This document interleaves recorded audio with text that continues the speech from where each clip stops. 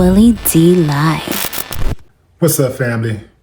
According to reports, a husband and wife who were in the process of getting a divorce is dead in an apparent murder-suicide. Jennifer and Brandon Sheffield were found dead by gunshot wounds in an apparent murder-suicide during a welfare check by police at a residence on Toulon Street in Brandon at around 7:19 a.m. local time on Saturday, December 28. Police were called when family members found obvious signs of foul play at the home. When they arrived, they found 40-year-old Brandon and 30-year-old Jennifer dead.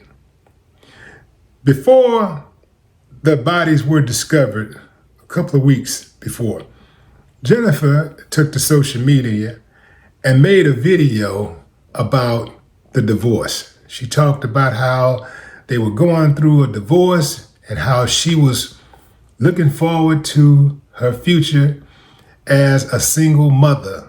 She was asking for tips about how to raise money, how to get some money, because she had never done that before. She did say that her husband, Brandon, had been incredible during the process. Let's stop right there. Let me tell you something, family. Breakups are difficult.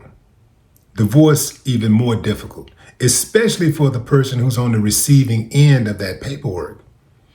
Even when it appears that they are being incredible about the process, they could be harboring rage.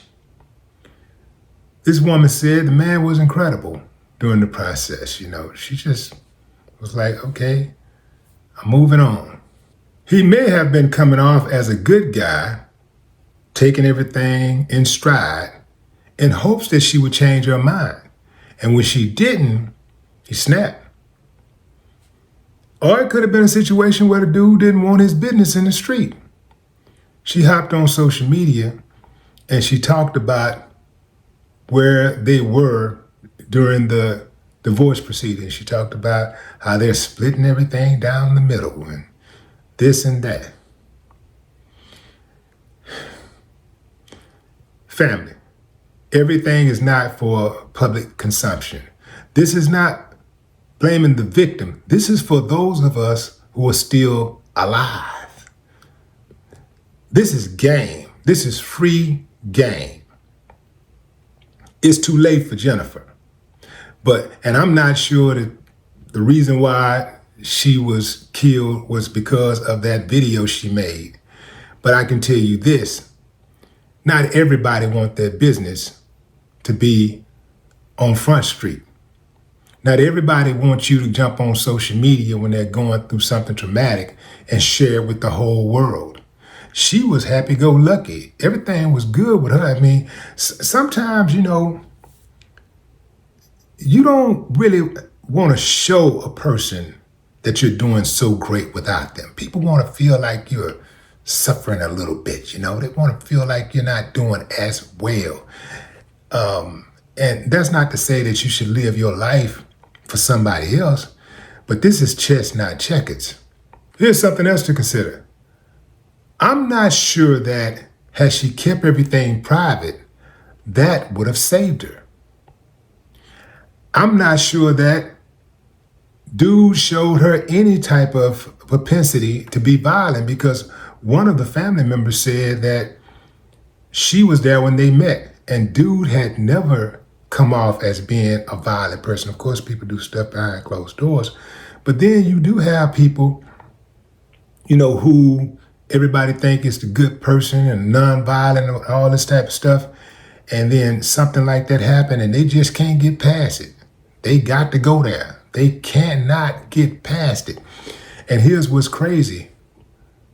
Once you make the decision to bring that person into your world, to share your space, to share your life with that person, and then you have children,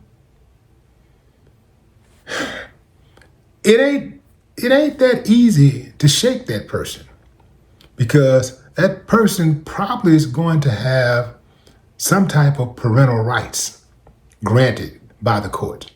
So you're going to have to come in contact with that person from time to time. And you can say, well, I'll just make sure I always have a third person. So now you put your other loved ones at risk. Now you're putting your brother at risk. You're putting your daddy, your mama, your best friend at risk. This is why we got to be really, really careful about who we bring in to our life to share that space with. We got to be really, really careful. You got to really, really, really do your research on an individual. This is why I'm not with all of that throwing caution to the wind when you meet somebody and just go for it. Nah, man, I got to see what this chick about, man. I got to do my research. And I invite her to do her research. But what say you, fam? Drop a comment. I'd love to hear your thoughts. No more talk.